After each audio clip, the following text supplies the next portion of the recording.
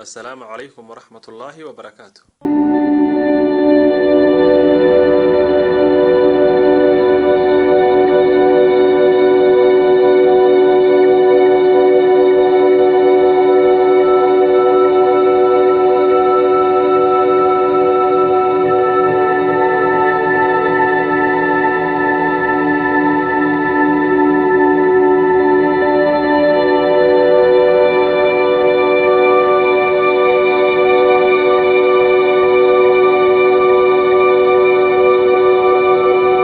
qaxwaha kafeega ayaa aad looga isticmaalaa dunida isagoo dadka qaarkoodna u ah qaxwaha ay sida joogtada ah u isticmaalaan. Waxa haddaba jira nooca ka mid ah kafeega ee la yidhaahdo green cafe ayaa ah isagu mid ka waxtar badan kafeega caadiga ah. Noocan ka mid ah kafeega ee la yidhaahdo green cafe wuxuu hoos u dhigaa miisaanka iyadoo la xaqiijiyey inuu ka mid yahay waxyaabaha ugu fiican ee guba subagga ku jira jidhka. Dhinaca kalena wuxuu hoos u dhigaa kacsanaanta dhiigkarka isagoo wanaajiya xaaladda kolestaroolka waxaanu firfircooni badan siiyaa jidhka.